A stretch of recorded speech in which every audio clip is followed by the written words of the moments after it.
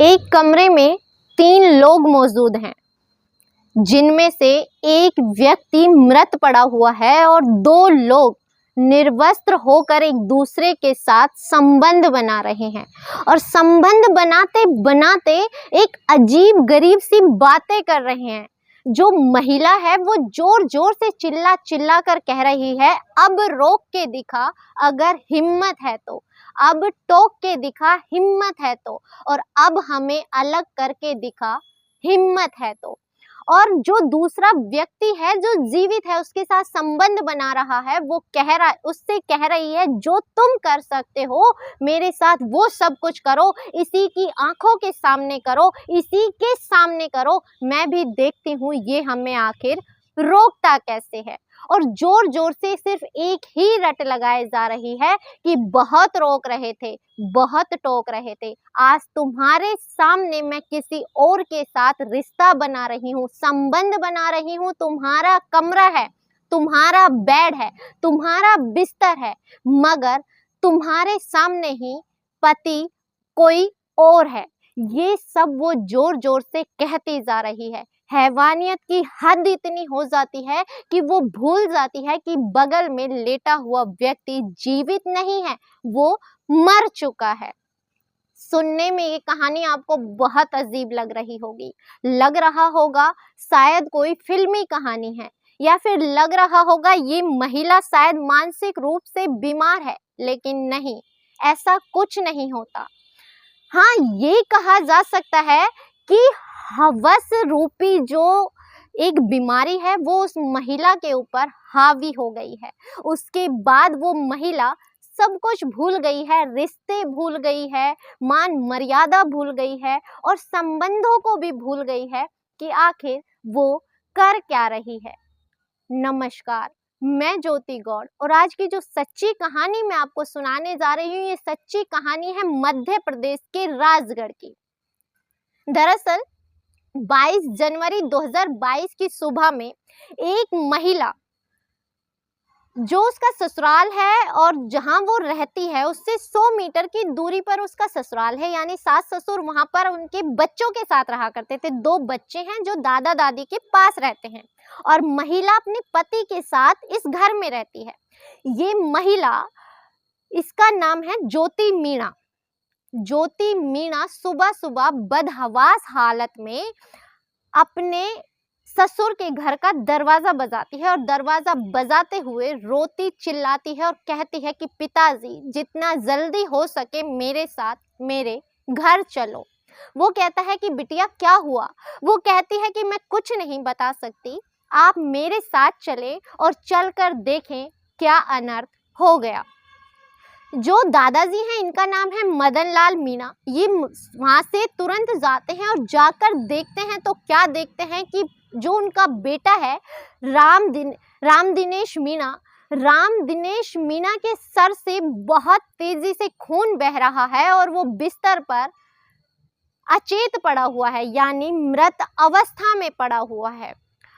उसे देखकर जो मदन लाल मीणा है वो घबरा जाते हैं और घबरा कर एक चिल्ली मारते हैं और बेहोश होकर गिर जाते हैं।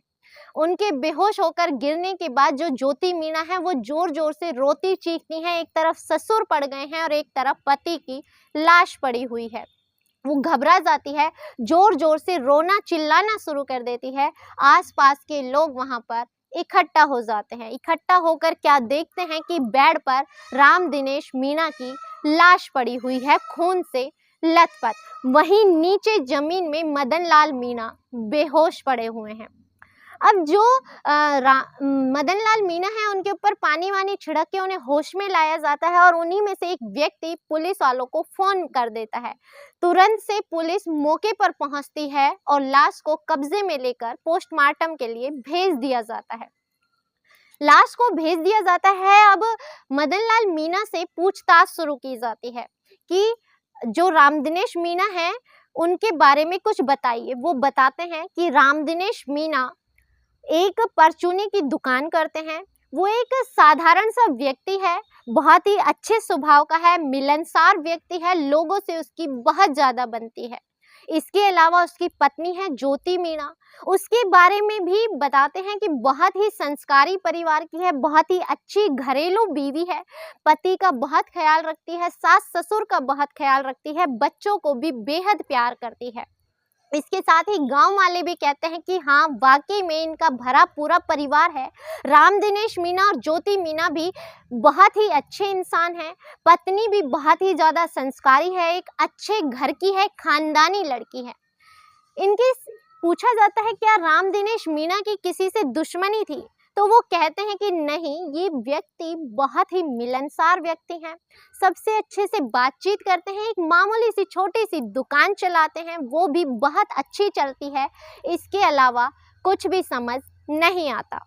पोस्टमार्टम की रिपोर्ट आ जाती है तो पता चलता है किसी भारी वस्तु से उसके सिर पर वार किया गया था।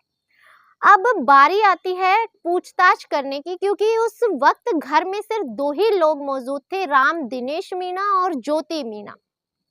उनसे पूछताछ की जाती है तो ज्योति मीणा बताती हैं कि राम दिनेश मीणा नीचे के कमरे में सोए हुए थे और मैं ऊपर वाले कमरे में सोई हुई थी। राम दिनेश मीणा को कुछ कार्य करना था, दुकान का हिसाब किताब करना था, तो वो जब हिसाब किताब किया करते थे तो नीचे ही कमरे में सो जाया करते थे। और जो हमारे 2 बच्चे हैं वो अपने दादाजी के पास ही रहा करते हैं।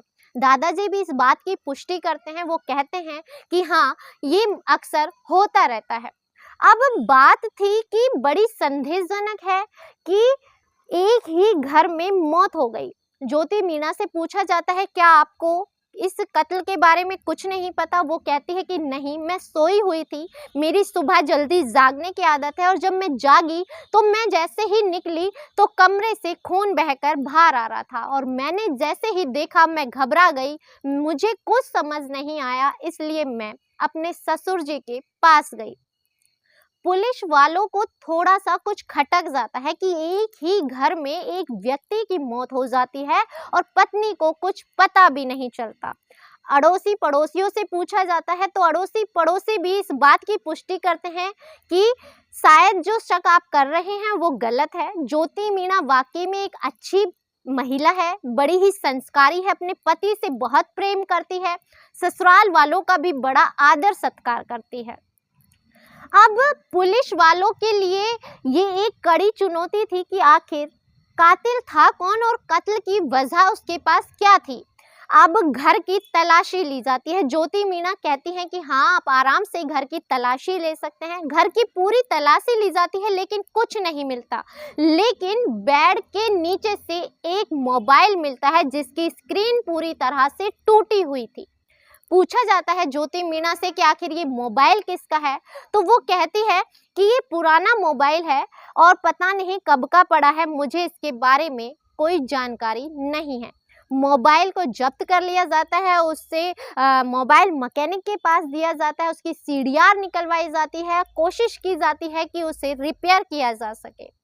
सीडीआर में पता चलता है कि इसमें एक और नंबर है जिस व्यक्ति का नाम है चैन सिंह लोधा। चैन सिंह लोधा के बारे में जब पता चलता है तो उस व्यक्ति को उठाया जाता है और जब उस व्यक्ति को उठाया जाता है तो वो कुछ ऐसी बातें बताता है जो बेहद ही चौंकाने वाली थी। वो सीधा नाम लेता है ज्योति मीणा का और वो कहता है कि इस बारे में ज्योति मीणा आपको ज़्यादा अच्छे से बता सकती है। अब ज्योति मीणा को गिरफ्तार कर लिया जाता है और ज्योति मीणा से कहा जाता है कि तुम्हारे प्रेमी ने तुम्हारी सारी सच्चाई बता दी है, अब छुपाने से कुछ नहीं होगा, अब जो कुछ है एक एक बात उगलना शुरू कर दो।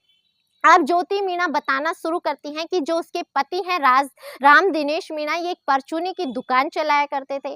दुकान बहुत अच्छी चल रही थी। जब वो शहर जाते थे सामान लेने के लिए तो उनकी गैर मौजूदगी में मैं उस दुकान में बैठा करती थी।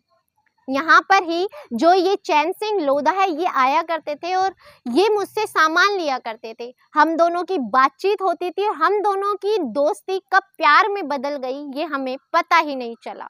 लेकिन हम नहीं चाहते थे कि इस रिश्ते के बारे में किसी को भी पता चले या आसपास के पड़ोसियों को या ससुराल जनों को इस बारे में कोई जानकारी हो। इसी के चलते चैन सिंह लोधा उसे एक मोबाइल फोन ला कर देते हैं जिससे ये दोनों आराम से बातें किया करते थे।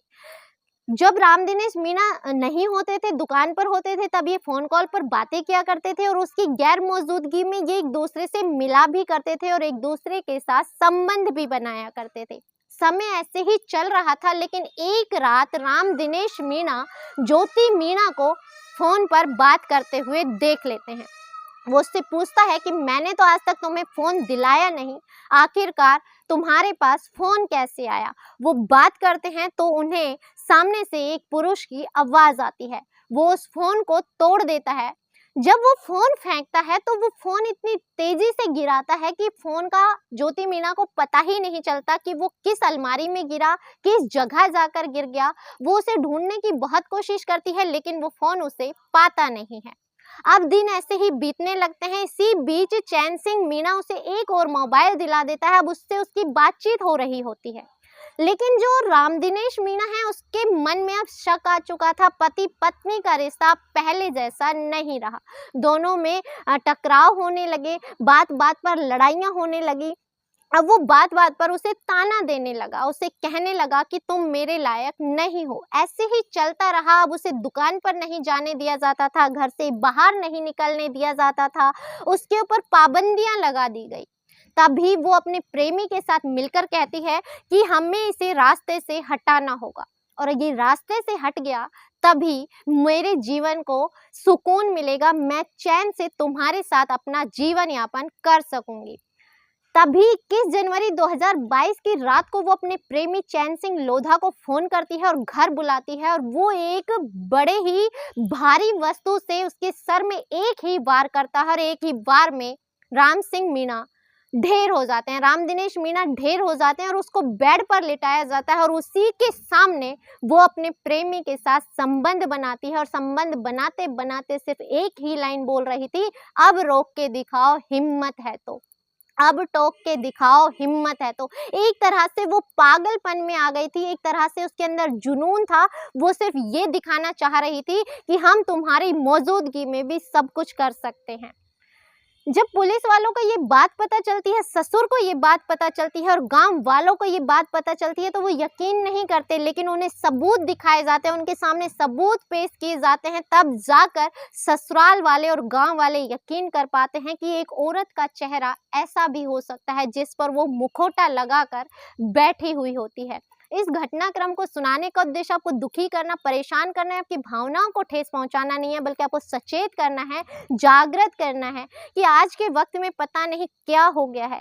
प्रेमी के साथ रहने के लिए पतियों को मार देना शायद आज की पत्नियों ने एक तरह से अपना नया कार्य बना लिया है, लेकिन ये एक गलत कार्य है।